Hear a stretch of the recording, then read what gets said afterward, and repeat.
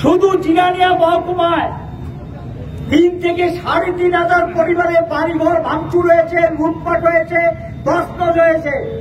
কোন আসামি গ্রেপ্তার হয়েছে কিনা আমার জানা নেই। আজকে তিলে তিলে সেখানকার এই যে শান্তির যে পরিবেশ, এটাকে ধ্বংস করে দেওয়ার ব্যবস্থা করা হচ্ছে। আজকে গোটা মহকুমায় জুড়ে একটার পর একটা আক্রমণ। আমি এই 18 সাল থেকে হিসাব করে আপনাদের শোনাতে চাই না, এই রাজ্যের মানুষ সকলেই জানে। ইদানিং যা ঘটনা ঘটছে, আপনার এই কয়েক মাসেই যা ঘটনা ঘটছে, কতজন নেতা কর্মী, মহকুমা committee member, local committee secretary, সাধারণ সাপোর্টার থেকে আরম্ভ করে কি ধরনের আক্রমণ, দৈহিক আক্রমণ থেকে আরম্ভ করে ওই 5 বছরের শিশু পর্যন্ত বাদ যাচ্ছে না। কেন এরকমটা হবে? এইভাবে অত্যাচার কতদিন চলবে? কতদিন মানুষ অত্যাচারিত হবে? মানুষেরও সহ্যের সীমা ছাড়িয়ে যাচ্ছে। আজকে গত 7 বছর অতিক্রম করে 8 বছর চলছে, এখনো তো আমরা দেখছি একই কৌশল, একই কায়দা চলছে।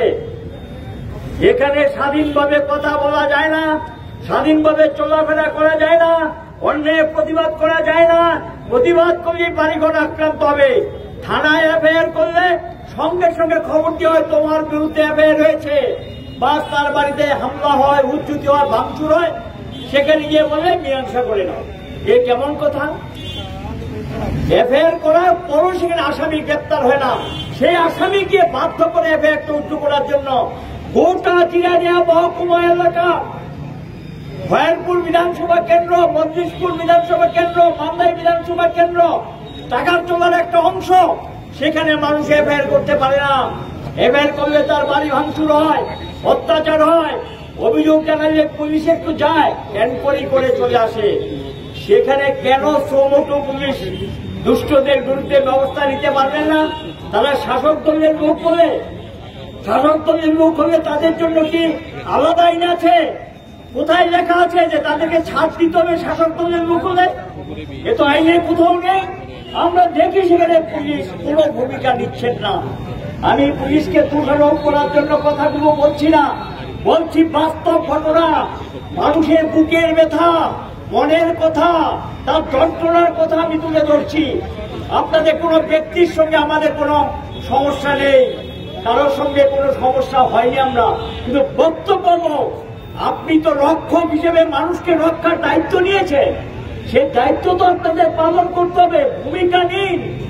আপনি ভাবছেন চুপ করে থাকবেন, একদিন আপনার পরিবারের থেকে রেহাই পাবে না। আজকে কে রেহাই পাচ্ছে?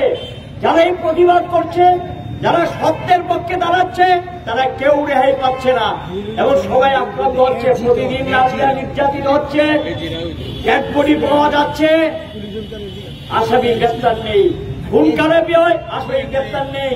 শুধু জিরানিয়া মহকুমায় 3 থেকে 3,500 পরিবারের বাড়িঘর ভাঙচুর হয়েছে, লুটপাট হয়েছে, তছনছ হয়েছে। কোন আসামি গ্রেপ্তার হয়েছে কিনা আমার জানা নেই। কিন্তু বামের আমলে শাসক দলের লোক অপরাধ করলে গ্রেপ্তার হতো, তাকে জেলে যেতে হতো। এটাকে বলে আইনের শাসন। কিন্তু এই রাজত্বে কোন বিজেপির লোককে গ্রেপ্তার করেছে এই অপরাধের জন্য, অন্যায়ের জন্য আমার জানা নেই। এসপির কাছে বহুবার গিয়েছেন আমাদের পার্টির পক্ষ থেকে, উনি শুনেছেন, কিন্তু ভূমিকা দেখা যায়নি। কিছুদিন আগে ডিসি সাহেবের উদ্দেশ্যে আমাদের জেলা সম্পাদক একটা চিঠিও দিয়েছেন। শুনেছি কিছু এনকোয়ারি হয়েছে, যেটা সত্য সেটা স্বীকার করে নিচ্ছে। পুলিশ গিয়েছে তাদের বাড়িতে, শুনেছেন বক্তব্য, কিন্তু আসামি তো গ্রেপ্তার হয়নি, এ খবর তো নেই। তাহলে আসামিদেরকে কেন গ্রেপ্তার করা হবে না? তাদের বিরুদ্ধে কেন ব্যবস্থা নেওয়া হবে না?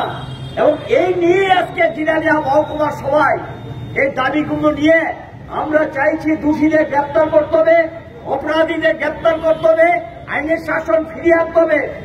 পার্টি অফিসগুলো 7টা বছর হয়েছে খোলা যাচ্ছে না।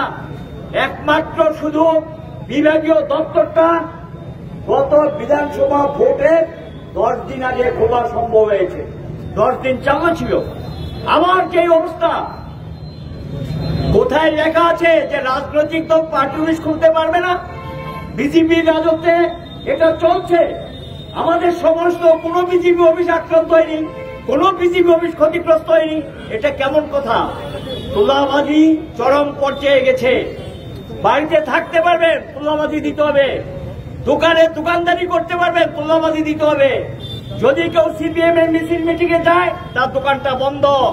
ফুটপাতে তাকে বসতে দেয় না। এই অরাজকতা কতদিন চলবে?